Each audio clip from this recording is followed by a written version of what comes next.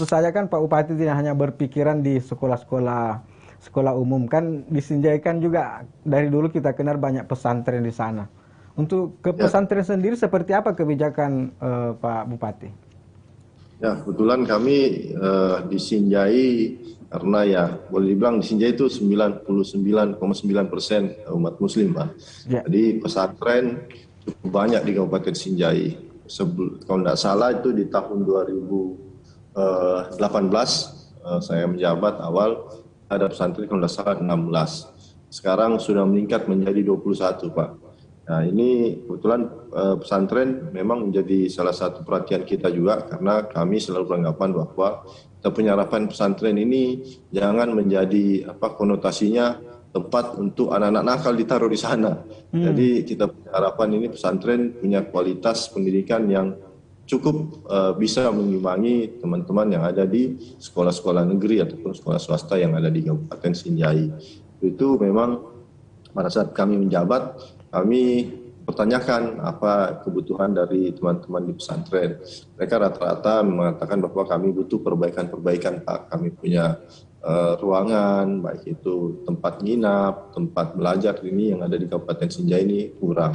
Itulah kami memberikan khususnya pada pesantren setiap tahun itu dana hibah, Pak, pada mereka untuk memperbaiki sarana prasarana yang ada di pesantren-pesantren itu, sehingga bisa membuat lebih nyaman lah kita punya anak-anak santri yang belajar di pesantren. Kalau tidak salah kami minimal kita berikan 30 sampai 50 juta per pesantren, Pak. Kami berikan.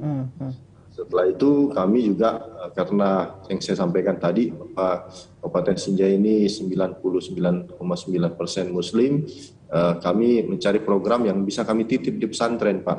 Kebetulan di pesantren kan yang paling mudah untuk kita bantu adalah menciptakan tahfiz Quran. Nah ini kami juga memberikan dana khusus untuk pembelajaran anak-anak yang bisa kita latih untuk menjadi tahfiz Quran. Selama kalau tidak salah kemarin mereka meminta untuk setahun, 11 bulan lah paling tidak ditanggung biaya anak-anak itu selama tinggal di pesantren. Jadi kalau tidak salah sudah tahun ketiga sudah kurang lebih kita menciptakan 80 anak tahfiz Quran yang kami titip di pesantren-pesantren yang ada di Kabupaten Sinjai, yang biaya belajarnya, biaya makan minumnya dan lain-lain ditanggung oleh pemerintah daerah. Jadi mereka belajar tahfiz di pesantren-pesantren yang tanggung adalah pemerintah daerah. Nah, kami juga melakukan pengembangan di pesantren-pesantren ini, karena ya, kalau cuma dikasih uang kan biasanya pesantren-pesantren ini ya tidak bisa berkembang saja. Kami juga mencoba membantu pesantren-pesantren untuk supaya selain dikasih uang mereka juga bisa menghasilkan uang.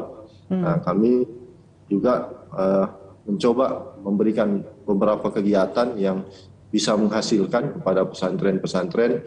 Tentu kita tanya juga dia punya kemauan apa tidak, punya kemampuan apa tidak.